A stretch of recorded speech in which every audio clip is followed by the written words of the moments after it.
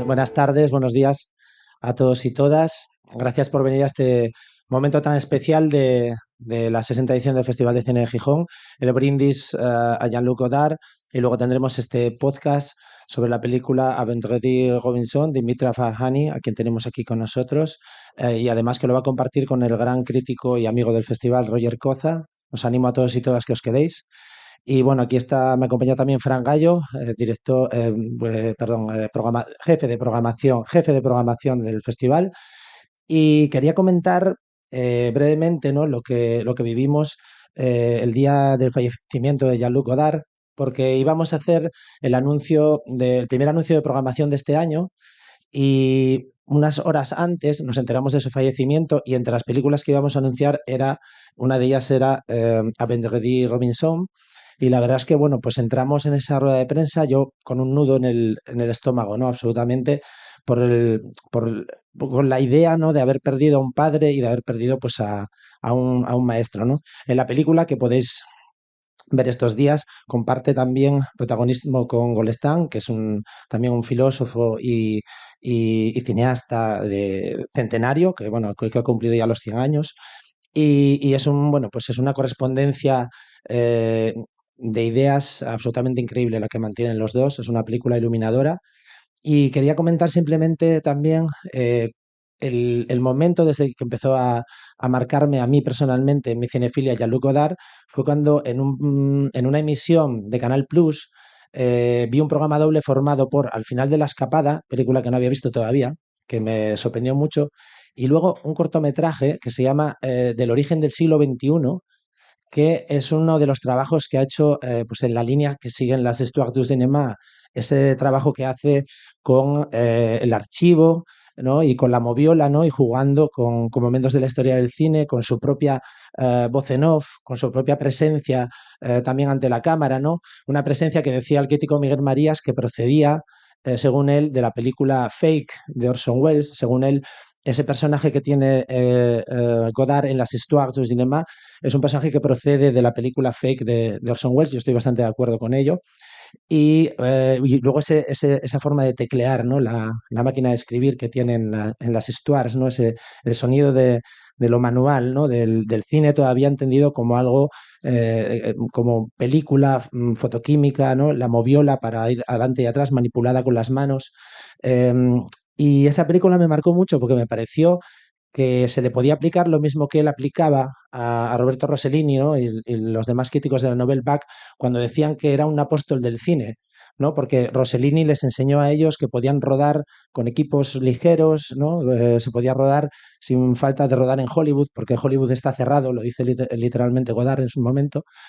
Y yo creo que para mí descubrirlo también era lo mismo, pues yo pensé, luego intenté hacer yo un corto también en mi casa con una High 8 parecido a lo que hacía Godard, ¿no? Poniendo mi voz en off, cogiendo trozos de películas que tenía en vídeo, grabándolas directamente de la pantalla, intenté como imitarlo, ¿no? Luego el resultado obviamente no acababa de estar a la altura, ¿no? de lo que había hecho Godard, pero me parece fascinante, lo vi como 10 veces seguidas y termina con una secuencia que luego aparece también en el libro de imágenes, su última película, porque hace un repaso al siglo XX, ese corto, El origen del siglo XXI, lo hace hacia atrás y termina en el año 1900 con unas imágenes del baile de la película Le Plaisir de Max Ophuls, que es una de mis películas favoritas, y además con el baile que hay en el primer episodio de esa película, que si no lo habéis visto, os lo recomiendo porque creo que es el mejor corto de la historia, o por lo menos el que a mí más me gusta.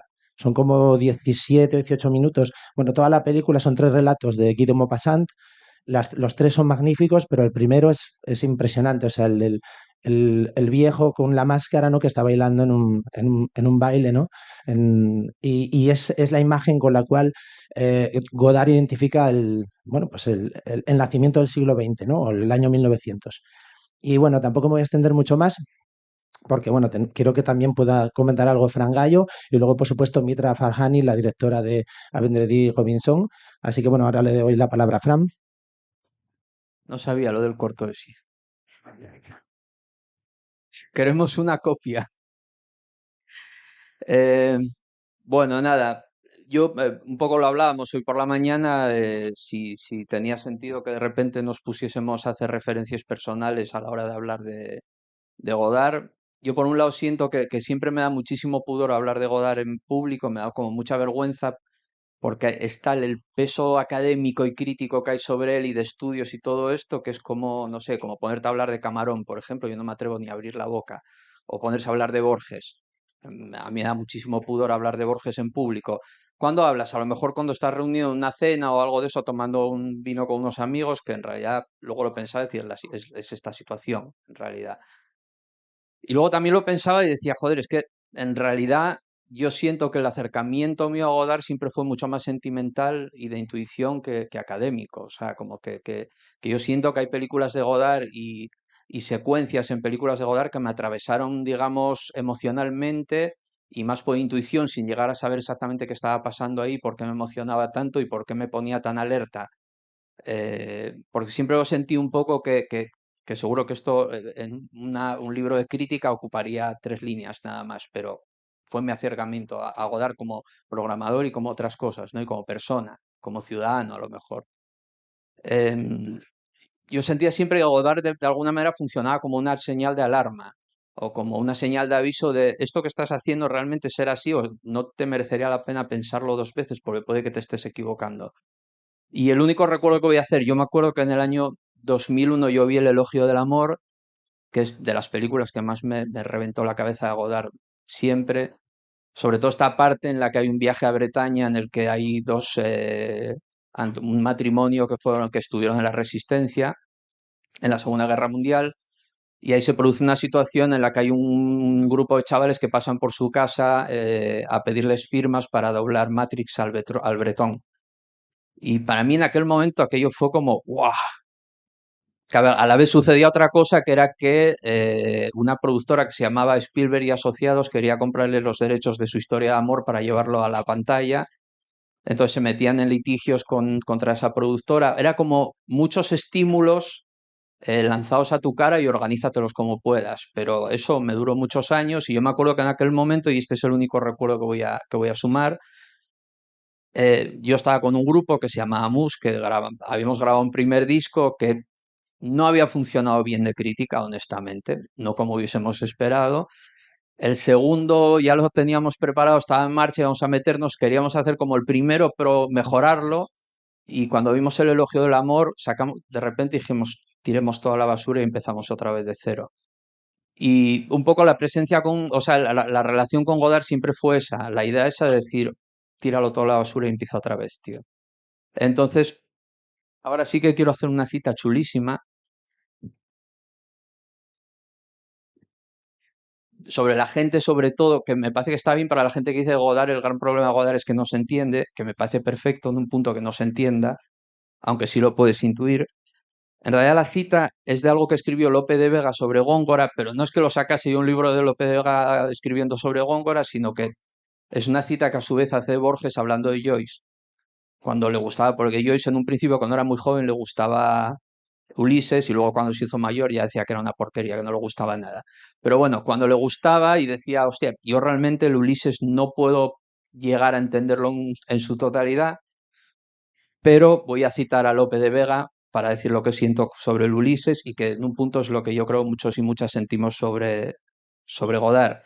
Sea lo que fuere, yo he de estimar y amar el divino ingenio de este caballero, tomando de él lo que entendiere con humildad y admirando con veneración lo que no alcanzaré a entender.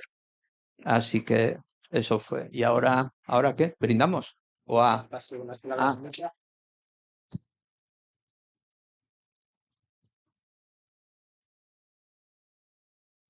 Bon, bah, c'est un moment très bouleversant, mais tout ce qui est lié à Godard est bouleversant. Il soit là ou il soit pas là, on le voit, enfin, tout est autour de lui, c'est bouleversant.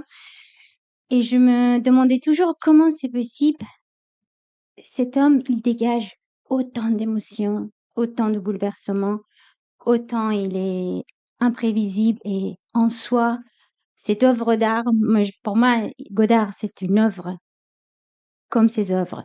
Donc, il a toujours vécu comme ses œuvres et c'est un œuvre. C'est comme tu disais vraiment, le 13 septembre, on a perdu un veilleur, un grand veilleur avec qui on a appris à regarder appris d'être éveillé à travers les mots et les images. Là, je donne un exemple. En ce moment, il y a un pressentiment d'une révolution et je pense à lui. Dès qu'il y a le mot révolution dans ma tête, en Iran, je pense à lui. C'est la seule personne à qui je pense. Il nous a fait les liens avec les images, les mots, avec le mot la révolution, la révolte, la pensée, la tristesse, tout. Donc c'est vraiment, c'est quelqu'un qui a complètement, enfin j'espère que ce toast on fait pas pour sa disparition parce qu'il est complètement, il nous a donné, il nous accompagne et puis ses œuvres sont vraiment les meilleures choses pour la nouvelle génération et je pense que vraiment ce qu'on doit faire, c'est un toast pour lui, mais à la nouvelle génération qui va vraiment être héritée. Bueno, estoy completamente conmocionada. Todo lo que tiene que ver con Godard me conmociona. Es siempre tan emocionante hablar de su figura. Bueno, el 3 de septiembre perdimos una figura muy importante en el mundo del cine. Su pensamiento, su filosofía, todo su cine nos ha influenciado a todos los que estamos aquí y bueno, es una pérdida muy grande. Sobre todo espero que el toast, el brindis que hagamos ahora, no sea por su pérdida, sino que sea principalmente por su figura. Bueno, pues vamos a hacer el brindis. Os animo también, si queréis acercaros, ¿no? Cineastas, invitados, invitadas del festival, los que queráis también unirse aquí.